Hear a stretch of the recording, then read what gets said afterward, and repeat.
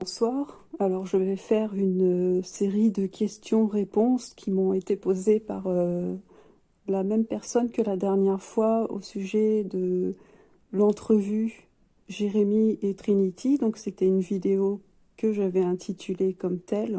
Donc c'était à partir d'une entrevue, oui, qui s'était produite entre Jérémy et moi-même.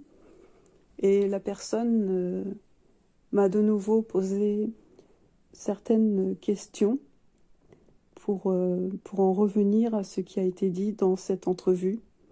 Donc les questions, il y en a plusieurs, alors je vais répondre une à une. Donc la première question, c'est: vous dites que les médiums font un pacte avec le monde des morts, c'est-à-dire l'astral, mais ce monde de l'astral, c'est du spirituel ou pas? C'est tout à fait du spirituel. Le monde astral, ça fait partie intégrale des plans spirituels. D'ailleurs, ce qu'on appelle le spirituel est rattaché au ce qu'on appelle le haut astral. Il y a le bas astral et le haut astral. Puis il y a tout l'entre-deux, en fait, hein. Il y a des strates et des strates de l'astral qui correspondent en fait à des couches de la magnétosphère qui se trouvent autour de la planète. Mais tout ceci correspond également au périsprit de l'être humain. Donc ces différentes couches sont encastrées autour de la cellule humaine, subtilement. Donc un médium comme tel va pouvoir avoir effectivement des contacts avec les morts dans le plan de l'astral, donc que ce soit dans le bas astral et le haut astral, selon le statut vibratoire du médium. Et effectivement, il y a un pacte à ce moment-là qui se fait entre le médium et le plan des morts, que l'on appelle l'astral. D'ailleurs, dans le haut astral, c'est là que l'on retrouve euh, tous ceux qui ont évolué au niveau de leur corps subtil, au niveau du périsprit. Donc il y a eu une évolution et ce sont des gens qui, de leur vivant, avaient atteint ce qu'on appelle le nirvana. Donc dans le haut astral, il y a des plans du nirvana et à partir de ces plans-là, bien souvent, les défunts n'ont même pas envie de se réincarner, tout simplement parce qu'ils se sentent très bien dans ces plans-là.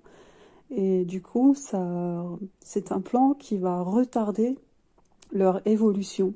Parce que pour l'évolution doit se passer dans la matière. Tout doit se passer dans la matière au niveau initiatique. Parce que l'âme planétaire se trouve encastrée dans comment j'appelle ça, les infrastructures de la matière. Donc c'est là que l'âme falsifiée a été piégée par la technologie des archontes. Et pour aller retrouver ça, il faut être absolument incarné dans un corps de carbone pour pouvoir aller, on va dire, déterrer l'âme planétaire. Et à partir de cette trouvaille-là, les corps subtils vont s'aligner et l'âme planétaire va pouvoir subir la transmutation et devenir de l'esprit. Et oui, effectivement, les médiums sont en état de pactisation avec le plan des morts, dans le sens que le fait qu'ils aient les chakras d'ouvert, les chakras donc qui leur permettent d'avoir une connexion avec les sens subtils que sont les chakras, ça c'est dû à la distorsion mécanique, la distorsion de la lumière authentique qui a donné lieu à l'astral, au plan de l'astral. Mais cette distorsion, elle a été générée technologiquement, elle a été mise en place par les archontes, c'est maintenu par une mécanicité, c'est maintenu par une maintenance, par les archontes eux-mêmes et leurs subalternes. Donc, de ce fait, tous les chakras qui donnent les perceptions dans l'astral, c'est ce qui fait que il y a ce sont comme des brèches ouvertes, hein. Les chakras ouverts sont comme des brèches ouvertes. Parce que si l'individu avait tous ses corps subtils en état de fusion, il n'y aurait plus de cette ouverture des différents chakras. Et il ne vivrait alors plus à partir de ses sens subtils qui lui permettaient auparavant d'avoir un accès visionnaire et perceptible avec l'astral. Mais le médium, très souvent, ceux qui se donnent comme étiquette du médium sont liés avec l'astral, avec le plan des morts, donc par, euh, par, par contrainte de l'argent. Parce qu'il faut bien faire un travail pour vivre. Donc le médium a besoin de cette espèce de travail avec les morts pour avoir des informations par les morts et par les annales akashiques, parce qu'il y a les annales akashiques aussi qui sont dans l'astral. Les annales akashiques, ça fait partie de ce qui existe dû à cette distorsion de la lumière authentique. Dans la lumière authentique et dans la lumière du soleil central Alcyone se trouvent non pas les annales akashiques qui sont liées à l'histoire des races et aux réincarnations. Dans les annales akashiques, il y a toutes sortes de demi-vérités, de mensonges, alors que un être qui est fusionné entre sa lumière et sa matière, donc il ne vit plus à partir de cette distorsion, et à ce moment-là, il a accès non plus aux annales akashiques, mais aux annales géodésiques. Donc c'est tout le champ informationnel qui se situe dans le soleil. Donc ça n'a rien à voir. Et là, à ce moment-là, l'individu fusionné a accès à ces réalités galactiques, intergalactique et toute son origine cosmique et primordiale, et ainsi il reconnaît la source d'où il provient. Et d'ailleurs, un individu qui se trouve être en esprit libre n'a plus besoin de se donner une quelconque étiquette, que ce soit l'étiquette du médium ou du voyant. En fait, il se sort complètement de ce statut du personnage qui est en lien avec le plan des morts. D'ailleurs, il n'a plus besoin de recevoir des informations du plan des morts. C'est plutôt l'inverse qui se produit. C'est-à-dire que la personne conscientisée, parce qu'elle est fusionnée avec sa lumière authentique, avec son esprit et son esprit universel, n'a plus besoin d'avoir des réponses de la part des défunts dans l'astral. C'est plutôt le contraire qui se passe, c'est-à-dire que le fusionné, il est conscient des plans de l'astral. Par contre, c'est lui qui donne de l'instruction aux morts à ce moment-là, et non l'inverse.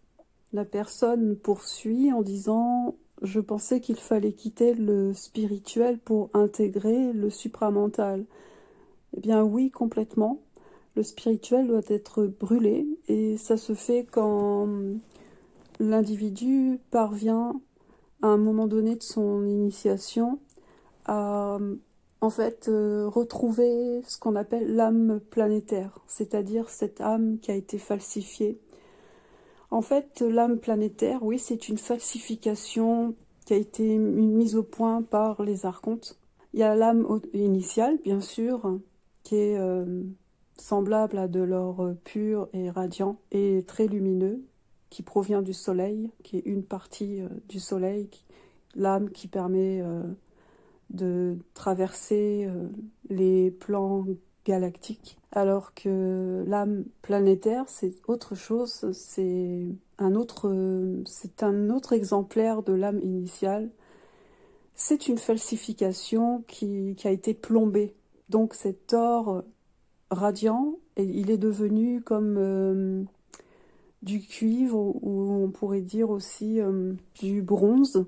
Donc c'est que le métal de l'or, que certains appelaient l'or vivant, cet or vivant, donc il a été dénaturé parce que, archontiquement parlant, il y a eu une dénaturation au niveau de l'ADN, au niveau de la cellule.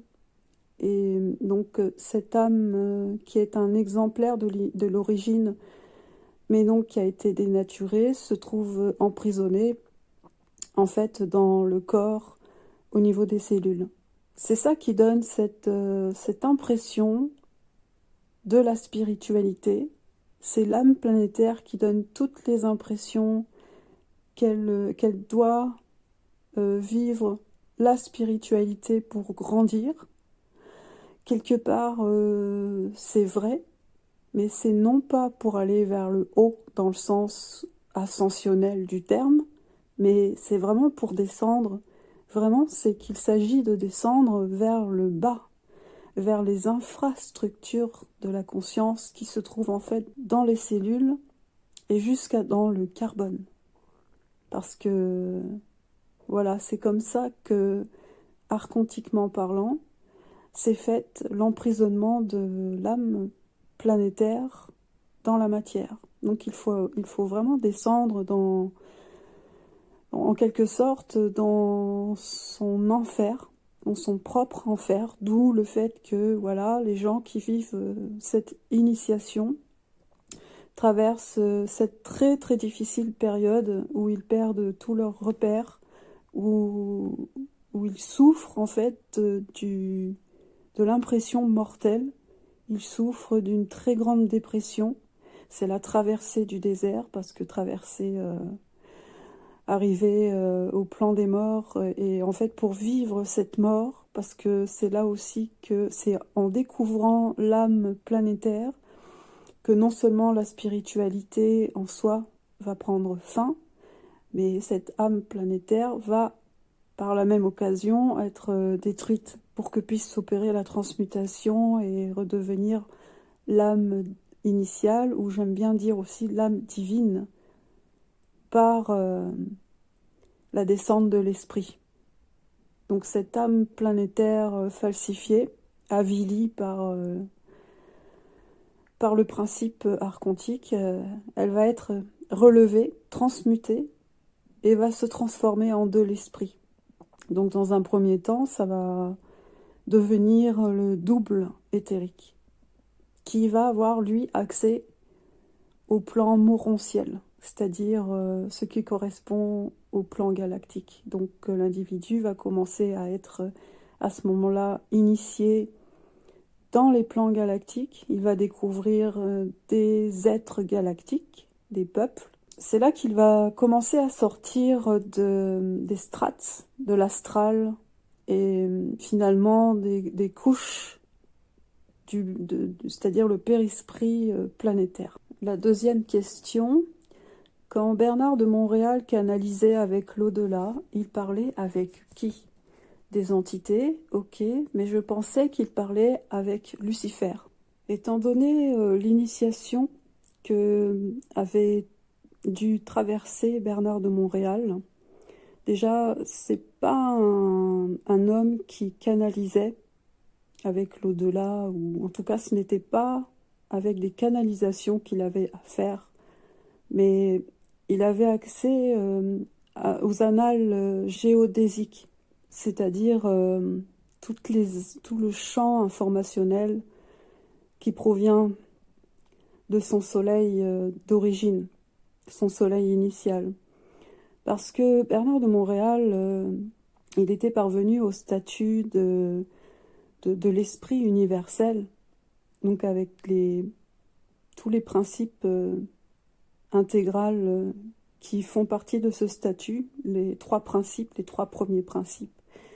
Et l'esprit universel qui est issu de son soleil initial, ce soleil en lui-même, ces particules d'éther, c'est ce qui contient toutes les informations de toute l'histoire des univers, donc qui se trouve bien au-delà des annales akashiques. Bon, c'était par rapport à son état de fusion, donc ça lui provenait directement dans son mental supérieur. Et ça entrait dans son canal, donc il était en contact avec l'information d'une manière directe et spontanée. Quand c'est une affaire de connexion avec ou de canalisation avec des entités, ben c'est jamais quand on veut. Et surtout, tout ce qu'a pu exprimer Bernard de Montréal, c'était une parole authentique où il y avait, je dirais, jamais d'erreur. Comme il avait intégré le statut du Melchizedek, qui est l'intégration de cette énergie si particulière. C'est très compliqué, très difficile dans une initiation d'intégrer l'énergie qui provient du Melchizedek au niveau de ce statut-là. Donc en tant que statut du Melchizedek qui a en fait accès à la lumière authentique non falsifiée, la lumière vraie, la lumière du réel, automatiquement, dans son initiation, Bernard de Montréal, il a dû passer par les strates très inférieures de la conscience. Il a dû traverser vraiment l'ombre de sa matière, l'ombre de son carbone à lui. De ce fait, il a dû être confronté avec toutes ces ombres réfléchies dans sa matière, c'est-à-dire que ce qu'on appelle le Lucifer, c'est une réflexion de l'ego, c'est une réflexion qui se trouve en fait dans la matière. Et ça fait partie le Lucifer, ça fait partie une des fabrications, d'une partie de ce qu'ont fabriqué les archontes.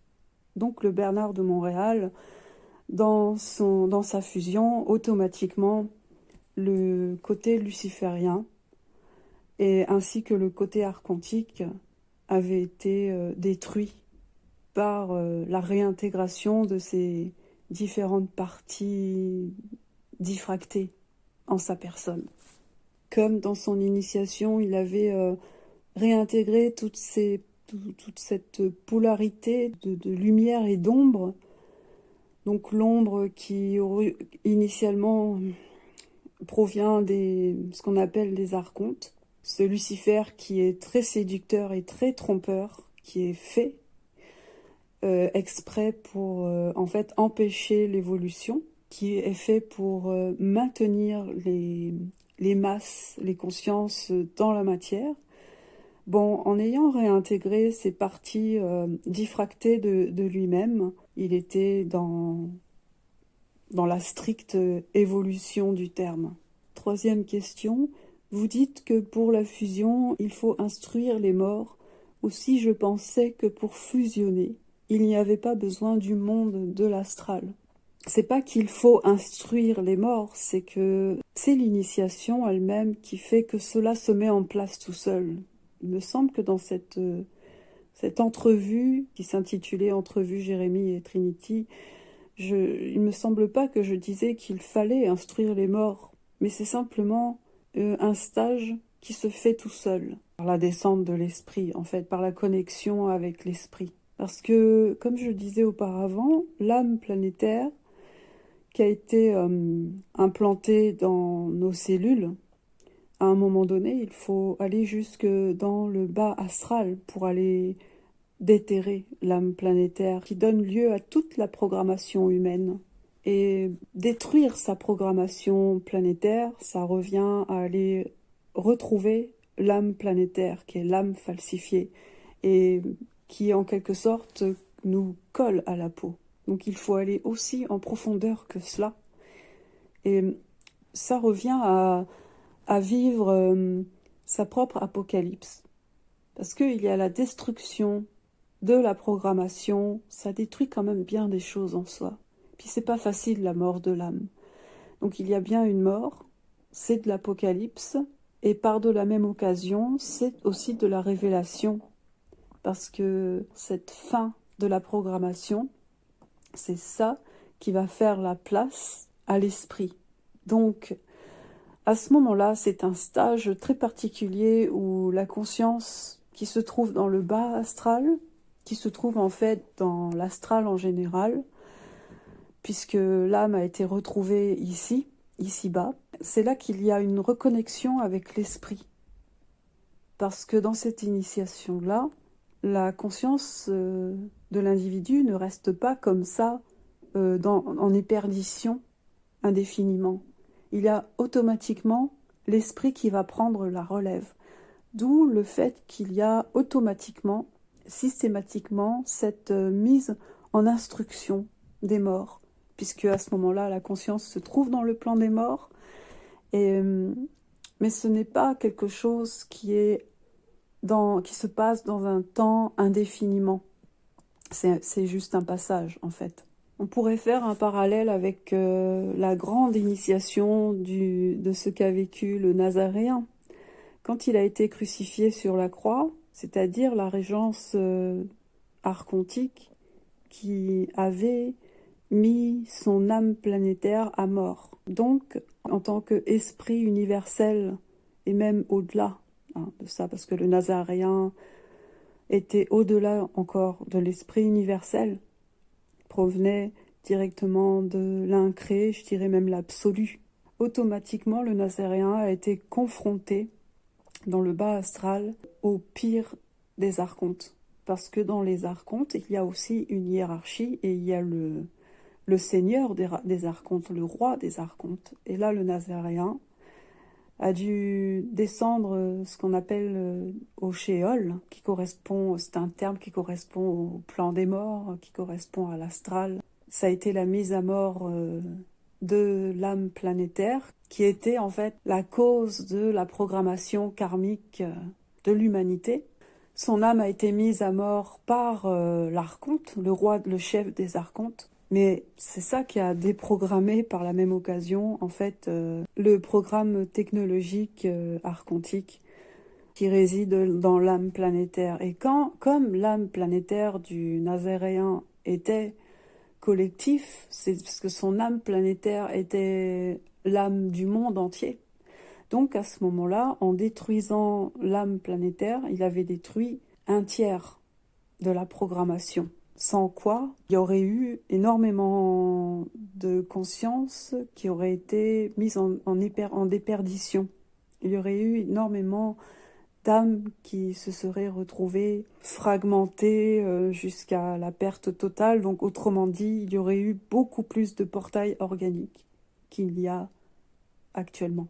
Donc autrement dit, pour la fusion, ce n'est pas approprié de dire qu'il y a besoin du monde de l'astral pour la fusion.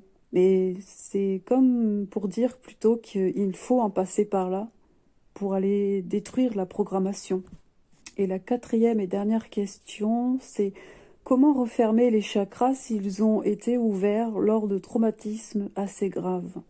En fait, les chakras sont déjà ouverts, malgré les croyances que les chakras doivent être ouverts. Il y a beaucoup d'informations qui circulent sur comment ouvrir le chakra du troisième œil en disant comment décalcifier la glande pinéale, etc. Mais cette ouverture des chakras, les chakras sont déjà ouverts. Pour preuve que y a beaucoup de gens qui ont des perceptions avec les sens subtils des chakras dans les plans astraux. Et ça, c'est dû, comme je le disais tout à l'heure, à la distorsion de la lumière authentique qui a été mise en état de diffraction par cet entraînement dans cette courbure de l'espace-temps. Et ça a été également une manipulation archontique et qui est maintenue en permanence par une machinerie qui se trouve autour de cette planète. Les corps subtils sont divisés et ça, c'est un résultat justement de cette distorsion. Et les chakras ouverts, c'est justement la résultante qu'il y a cette séparation entre les corps subtils, parce que les corps subtils ne sont pas fusionnés. Les corps subtils sont séparés. Et c'est pour ça que ce que l'on appelle les chakras ouverts, ce que l'on appelle les chakras tout simplement, ce sont en fait le résultat de ces brèches qu'il y a entre les différents corps subtils. Et d'ailleurs, le fait que les personnes vivent sans arrêt des relations karmiques, et très souvent des relations toxiques, où les personnes se polluent entre elles et se vampirisent, eh bien c'est parce que c'est à cause que les chakras, c'est aussi le périsprit. Et le périsprit, c'est ce qui donne lieu sans arrêt, constamment, à l'échange de ces informations karmiques. L'échange des mémoires, c'est de la matière, en quelque sorte, c'est de la matière énergétique qui est échangée en permanence entre les personnes, que ce soit des personnes psychologiques, que ce soit des personnes spirituelles. Et justement, les chakras servent à ça. Donc les chakras sont ouverts à cause de distorsions pour alimenter les gens karmiquement.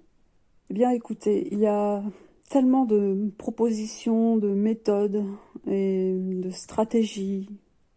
Il y a tellement de choses et d'autres qui sont proposées sur les réseaux et les sites par des soi-disant coachs. Je n'ai rien contre ça. Les gens qui veulent essayer peuvent toujours essayer. Mais en général, un traumatisme, les traumatismes très graves, le plus grave traumatisme en soi, c'est vraiment le traumatisme au niveau de l'âme, au niveau de la déchirure de l'âme. Du fait que la conscience, elle a été arrachée de son âme initiale, et même elle a été arrachée de sa lumière authentique. Elle a été arrachée de la pure lumière, c'est-à-dire le plan le plus authentique de tous les plans. Et toute cette diffraction de la conscience, bien c'est ça, le plus grand traumatisme en soi. Mais cette approche de refermer les chakras, n'importe quelle méthodologie, ne va pas aller en profondeur, ne va pas aller à la source de cette déchirure au niveau de l'âme, au niveau de la scission qui a eu lieu. Je veux dire, il n'y a aucun guérisseur, il n'y a aucun coach, aucun thérapeute magnétiseur ou je ne sais quoi qui va pouvoir amener qui que ce soit à la fermeture de ce traumatisme qu'on peut appeler aussi la blessure originelle. Il n'y a personne qui va pouvoir faire ça. Il n'y a que l'esprit en soi qui va vraiment donner le feu vert pour pouvoir refermer les chakras. C'est-à-dire que ça va se faire au niveau de la fusion des corps subtils. Et cette fusion va former le canal. C'est un canal de l'éther. Et c'est ça qui va en fait attirer l'esprit à l'homme et à la femme dans ce canal. Et qui va tout refermer. Et qui va rendre tout imperméable. Tous les traumatismes, toutes les blessures, on parle aussi des 5 blessures de l'âme. Ça va amener vraiment l'individu à être totalement centré à son esprit. C'est l'esprit qui, sensiblement, avec sa sensibilité, il sait quand c'est le moment de l'ego pour la fusion, en fait, tout simplement. Donc c'est seulement, finalement, l'esprit qui marque le feu vert lorsque l'ego est prêt. Parce que c'est pas une question de volonté de l'ego, la fusion. C'est vraiment une question de comment le corps cellulaire, comment les cellules sont prêtes à intégrer le feu du réel. Et ça, c'est une autre paire de manches. Parce que c'est pas l'ego qui décide quand ces cellules sont prêtes. Et ça, les cellules de tout individu, toutes les cellules chez les différents individus ne sont pas forcément prêtes à recevoir le feu du réel. Les cellules doivent être suffisamment désengrammées au niveau des programmations et des mémoires et tout ce genre de choses. Les cellules doivent au préalablement avoir subi plusieurs transmutations avant la pénétration de l'énergie du réel dans les cellules. C'est quelque chose de très sérieux. C'est pour ça qu'il y a quand même un petit avertissement à faire là-dessus. Parce que le feu du réel, pour des cellules qui ne sont pas prêtes, c'est quelque chose qui peut être très dangereux. J'espère avoir répondu correctement à vos questions. Sur ce, je vous souhaite une bonne soirée. Au revoir.